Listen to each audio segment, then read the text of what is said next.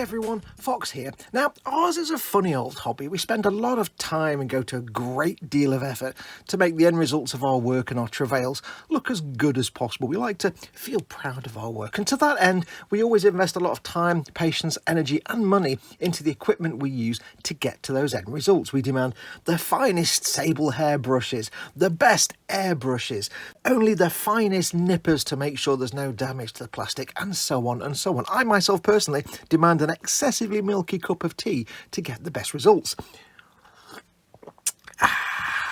But there is one area where we tend to not really pay that much attention. We just go for whatever's to hand, and that is with knives. Now, I've used a variety of modelling knives over the year, and one thing you may not know is that my good friends over at emodels.co.uk, your one-stop shop for all your model making needs, are big stockists of OLFA, and OLFA are famed for the quality of their knives and blades. And today, I'm going to give you a quick look at a couple of their new knives, which are fresh in stock, which we've had a play with, and we really like. So, here is a quick look at the OLFA ESK-1 and the OLFA AK5. Let's take a look. Okay, so we're going to look at two different knives today. We're going to look at the ESK-1, which is a great knife for beginners and younger builders, and then the AK5, which is the kind of knife you or I might use. Now, I have to address, first of all, the big elephant in the room. Yes, eModels have sent me these knives to look at, and I am known as Captain Stabbity. I stab myself all the time because I'm inept. So it's going to be interesting to see if I have any mortal wounds while reviewing these. I hope not, especially with the safety knife, because I'd never live that down.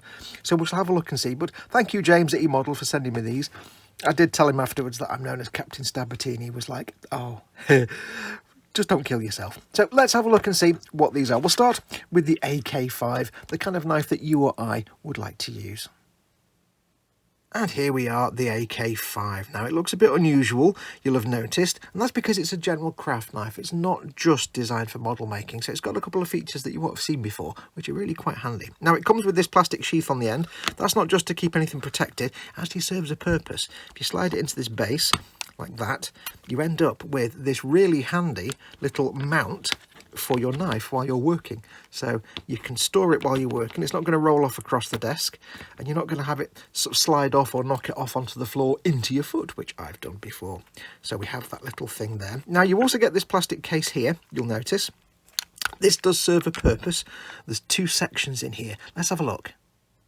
Okay, so the first thing you'll notice is there are two compartments in this base part. One is filled with mysterious things, mysterious treasures. What's in here? First of all, you get 30 spare blades. Now, if you're anything like me, I tend to use one, maybe two blades per model project. I only really use two blades if it's an exceptionally complicated build with lots of parts. So I usually get by on about one blade per build. So 30 blades, that's going to last you a long time. That could last you a good couple of years. However, when you do start to run low, and you will, eModels do carry all the spare blades in stock, so they've got you covered. Now, you also notice this little thing on the back of the lid here.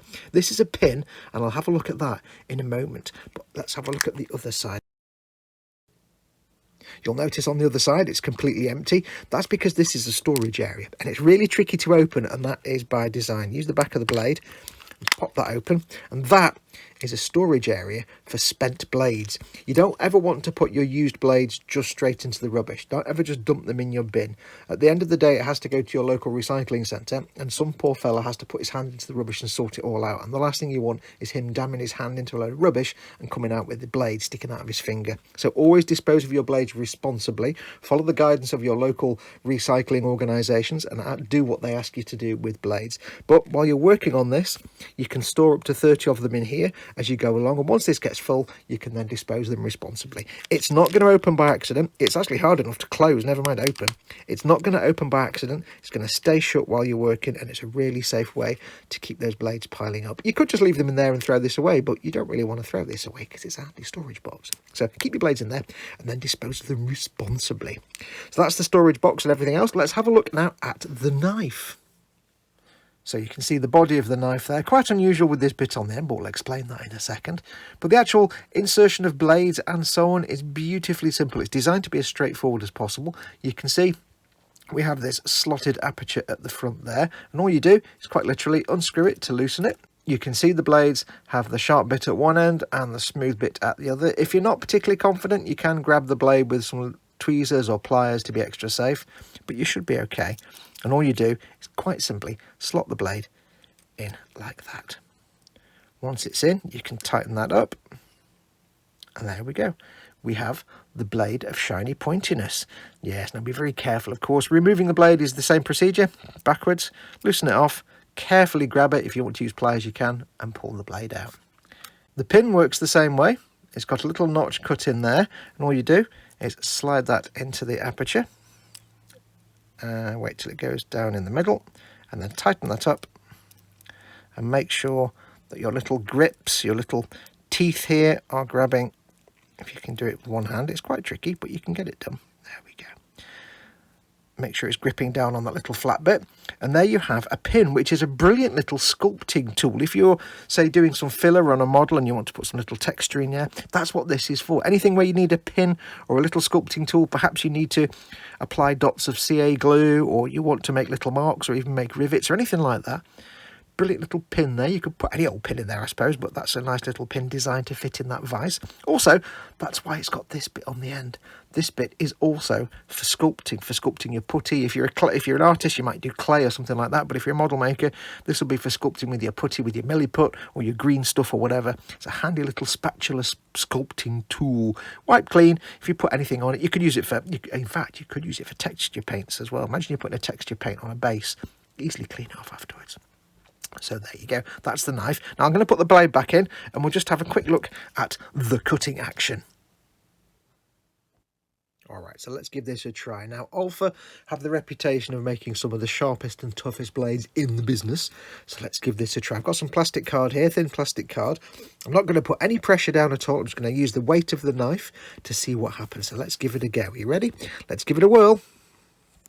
Ooh, very nice. Oh yes, that's almost no effort whatsoever. Gonna try a curvy bit. Oh yeah, it's really quite pleasing. It's buttery smooth. I'm putting no weight down at all,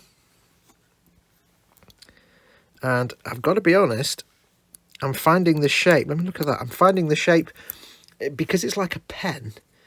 I'm actually finding it really nice. For example, to do like curves, I can simply roll my hand around like that. Oops. And just do curvy shapes. I think this would be really handy if you were doing some complicated compound curves, or say you were cutting out lettering or something for masks or any kind of masking. That would be really awesome. So that is really nice. No effort at all, not putting any pressure down, and I have to tell you, like I said, that is really comfortable. That is really comfortable. It's knurled here to give some grip, and it's nicely weighted. So I think 10 out of 10 for that. I like that. That is really nice. That is awesome. So that is the AK5.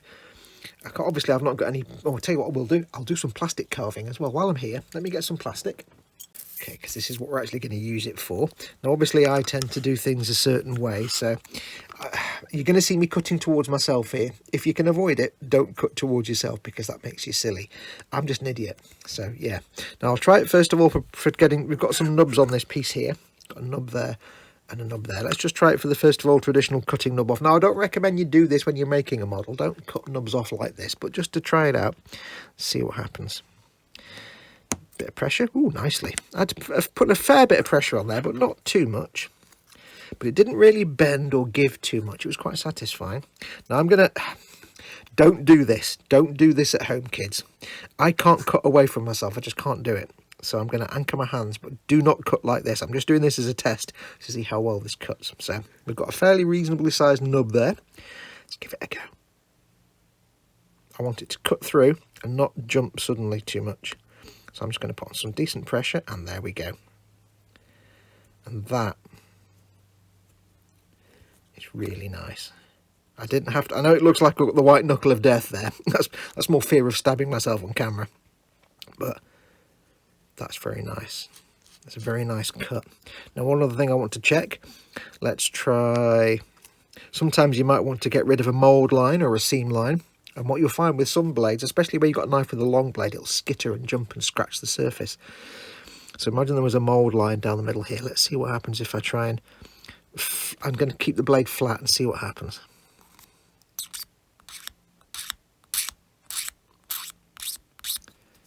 That seems nice and sturdy. I don't want to do too much because I've got to build this model at some point. Yeah, I don't want to change the shape of it. That seems nice and stable. It would need a little bit of sanding, but that is a vast improvement on my other modelling knives, which would have left that all scraped and gouged and require a whole mess of sanding. That is actually quite nice. It's almost as good as my mould line removing tool from Citadel, which leaves it smooth. That would require just the tiniest smoothing. You can't really see on camera, but that is not scratched at all. I like that. So this blade gets a win from me.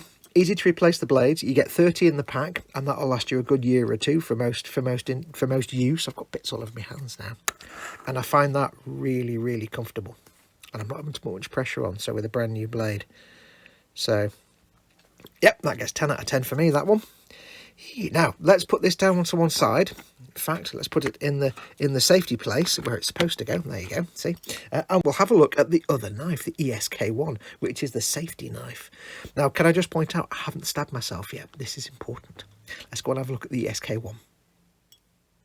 So now we have the ESK-1, which looks really weird, but it is actually a safety knife. This is designed ideally for younger builders. Now, I'm not saying super young, obviously not going to give it to a very young child, but if you've got a kid who can be trusted not to stab themselves too much or cause themselves injury when they're doing crafts, this is ideal. And it's also, it's just a good knife all around anyway. It doesn't have to be aimed at children, but it is designed with safety in mind. And it's quite simple. You get two parts, the base and the knife. Now, it's deceptively simple. First of all, the blade slides out like a normal ratchet box cutting knife, like that. I like that noise. And you have this base unit which doubles as a stand. There you go, just somewhere to put it. Now, there is another function on this base, and I'll show that in a minute. Now, the blade itself is quite funky. When you get it out of the package, it has this plastic cover on. And all you do is you snap this off. Just pull that down. You snap this bit off, and this is what this bit's for. This is the blade snapping area. Ready? There. Snap. Gone. We now have the active blade of happiness. And that is as much of the blade that shows. All the blades are sheathed in this plastic. And that is as much as the blade that shows. Now, you can obviously still hurt yourself with that blade, but the risk is massively minimal compared to a naked blade sticking out. And when it comes to replacing a blade, all you simply do, when the blade gets too dull, put it in there.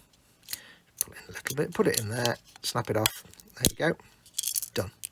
New blade. There's no reason to be getting blades or tweezers or pliers to pull blades out and having blades lying around. So that's what the point of this safety blade is. Now, when it comes to, replacing the blades, I think you get 5 in here. That's fairly straightforward as well. Slide this bit back up like that. That comes up. That comes off. This pops out. And you have a set of blades there. And that's how they come, as this little magazine of blades. Slide it back in like that. You've got a little tab here that sticks into that hole. Ta-ding. There you go. That goes in there. And this slides over the top. I think it's that way around. There we go. And that's it. Blades replaced. So, replacing the strip of blades, there's no risk of injury.